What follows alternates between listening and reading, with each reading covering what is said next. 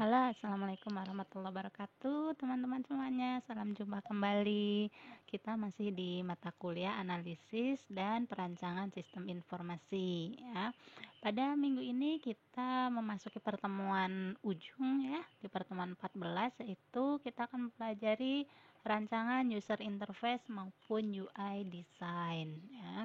Nah, pada pembelajaran ini kita akan berkenalan tentang apa itu UI, ya, kemudian nanti karakteristiknya, tahapan pembuatannya, dan juga tools yang akan digunakan atau yang dapat teman-teman gunakan untuk merancang sebuah UI design, ya. Nah, apa sih itu UI? UI merupakan bagian visualisasi, ya, yang mana di sini adalah bagaimana nantinya user dalam menggunakan aplikasi yang dirancang itu eh, sehingga diperoleh kira-kira seperti apa sih informasi yang akan ditampilkan di dalam layar, ya, atau di dalam si aplikasi yang kita rancang, ya. Harapannya apa?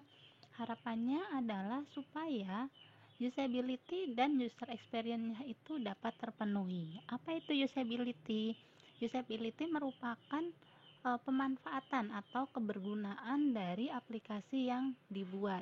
Apabila sebuah aplikasi sudah final, sudah di launching, tapi ternyata sama usernya itu tidak memberikan manfaat sesuai dengan kebutuhannya, sesuai dengan harapannya, dan lain sebagainya, maka itu usability-nya tentu nilainya akan rendah, sehingga apa imbasnya adalah si aplikasi tersebut akan ditinggalkan oleh user atau tidak digunakan, ya. Ujung-ujungnya adalah aplikasinya fail atau gagal, ya. Kemudian user experience, apa itu user experience? User experience merupakan pengalaman dari seorang pengguna, ya, dalam menggunakan sebuah aplikasi. Apabila pengalaman yang diperoleh itu cukup memuaskan, ya, misalnya sesuai dengan kebutuhannya, maka di situ akan memberikan user experience yang baik bagi aplikasi tersebut, tentunya dari sisi pengalaman penggunanya. Nah, apa saja sih lingkup dari sebuah UI itu?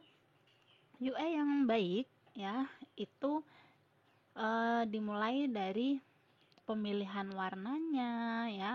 Misalnya di sini harus ada sinkronisasi atau keseragaman.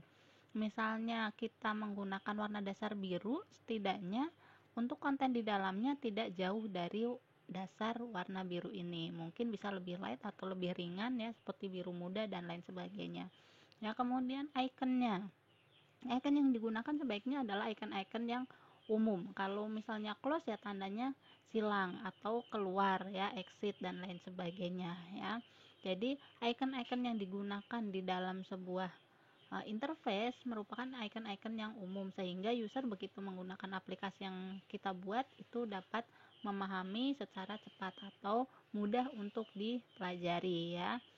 Kemudian dari sisi typeface, ya, sehingga di sini informasi itu begitu user pertama kali menggunakan aplikasi kita, mereka akan dapat dengan mudah memahami informasi apa yang disajikan dalam aplikasi kita, gitu, ya. Kemudian ada juga visual design, ya. Visual design itu misalnya adalah ada animasi di dalamnya, ini utamanya misalkan untuk aplikasi yang diberikan kepada anak-anak misalnya, ya. Kemudian adanya interaction design, ya.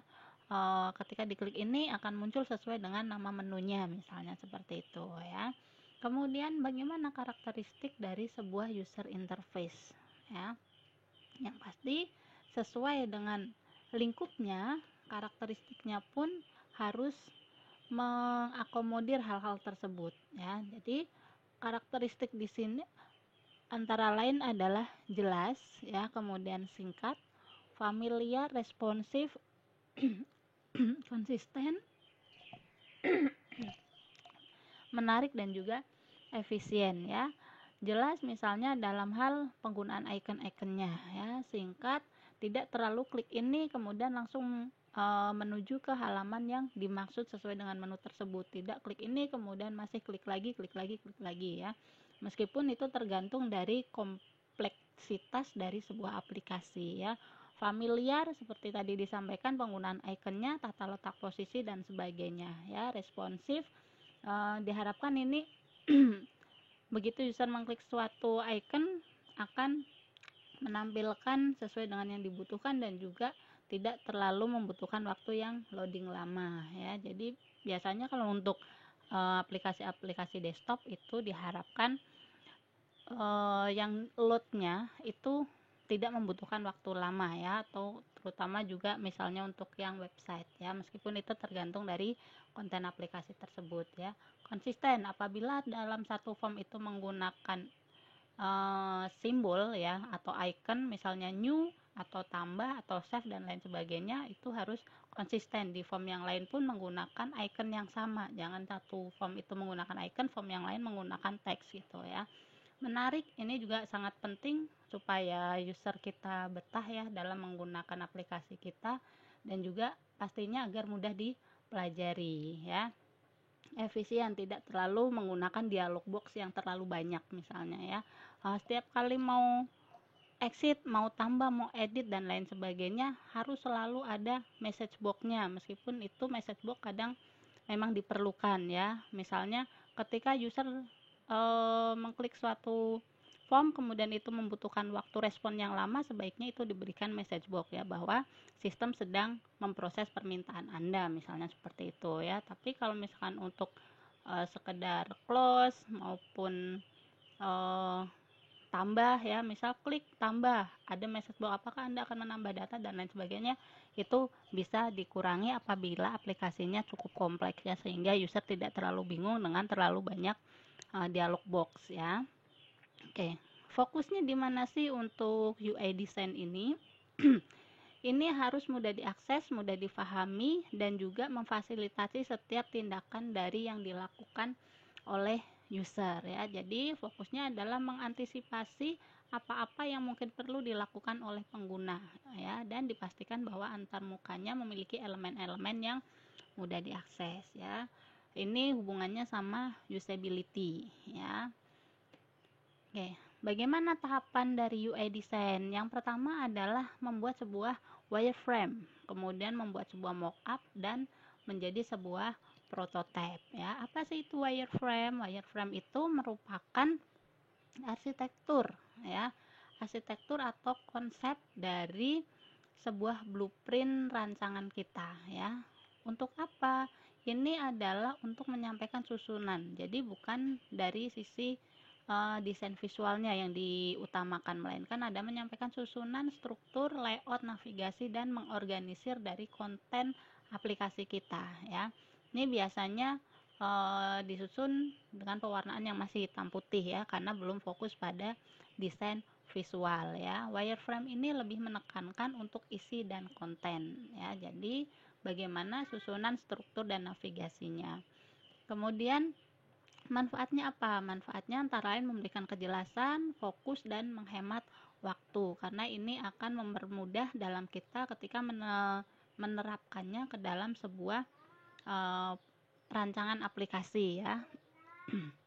Sini contohnya kita punya beberapa icon, ketika diklik icon akan menuju ke yang lainnya ya. Nah, di sini ada sub-sub dari sub menunya, maka jika dipilih salah satu sub ini dia akan menampilkan halaman yang lain dan seterusnya ya. Nah, kemudian yang berikutnya adalah membuat mockup ya. Kalau mockup ini agak sedikit berbeda dengan wireframe ya.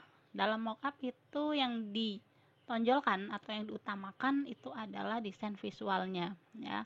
Dalam hal ini misalnya warnanya, gambarnya, tipografi, dan lain sebagainya. Nah, ini perbedaannya ya teman-teman ya. Jadi kalau untuk wireframe ini biasanya masih black and white ya, masih secara konsep arsitekturnya. Kemudian kalau mockup itu sudah mirip seperti aslinya ya, tapi tampilannya masih per page atau per halamannya ya. Nah, apa bedanya nanti dengan prototype? Nah, kalau prototype di sini sudah bisa diklik dan akan memberikan respon kepada si aplikasi kita ya, atau rancangan aplikasi kita ya. Di sini prototype akan mensimulasikan bagaimana user itu berinteraksi secara nyata, sehingga hal tersebut akan memungkinkan desainer untuk menguji user journey-nya ya, pengalamannya bagaimana user tersebut menggunakan prototipe kita ya, sehingga dapat menemukan masalah potensial pada tahap awal ya. Jadi dalam membuat desain UI, hal-hal yang perlu diperhatikan adalah ada 3 ya teman-teman ya tahapannya. Yang pertama membuat wireframe sebagai blueprint kita, kemudian membuat mockup untuk mempermudah visualisasi kita ya, kemudian membuat sebuah prototipe agar diperoleh pengalaman ya atau user journey-nya, sehingga ditemukan masalah potensial yang mungkin terjadi ya secara masih tahap awalnya ya. Nah, kemudian tools apa saja yang dapat digunakan? Toolsnya sangat beraneka ragam ya. Ini ada beberapa contoh saja yang mungkin dapat digunakan, dari yang paling sederhana sampai yang agak-agak memerlukan sedikit pemahaman ya. Nah, contohnya di sini teman-teman bisa menggunakan Microsoft Word, kemudian Visio, Draw.io, pensil maupun Balsamiq, dan tentu saja bisa juga menggunakan tools yang lainnya untuk merancang sebuah UI design ya. Ada beberapa. Nah, bagaimana kira-kira tampilannya? Yang paling sederhana sekali kalau MS Word kurang lebih akan seperti ini ya, dibuat manual. Kemudian bagaimana menggunakan Visio ya, ini teman-teman juga sudah familiar dengan Visio ya, beberapa toolsnya ini di sampingnya ya. Kemudian ini jika menggunakan Draw.io ya, Draw.io ini secara online ya teman-teman, jadi pastikan teman-teman sudah mempunyai koneksi sebelum menggunakan Draw.io ini ya. Tampilannya kurang lebih seperti ini, ada layar bagian utama dan juga beberapa tools yang dapat digunakan sesuai dengan kebutuhan desain kita ya. Ini adalah contoh untuk pensil ya. Kemudian ini contoh kalau untuk Balsamiq ya. Jadi masing-masing dari setiap aplikasi ini teman-teman bisa digunakan untuk merancang baik itu desktop, website, multi user, single user maupun yang lain sebagainya ya. Untuk pensil maupun untuk Balsamiq ini akan ketika dirancang ya teman-teman, di sini misalnya bisa perhatikan ada icon-icon di sini. Ini ketika kita running simulasi, ketika diklik berarti dia akan menuju ke halaman yang lain, berbeda dengan MS Word maupun Visio ya.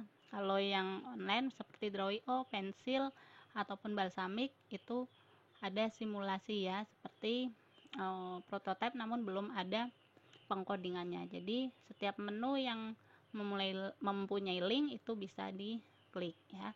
Begitu teman-teman kurang lebih untuk pembelajaran kita pada pertemuan 14 ini.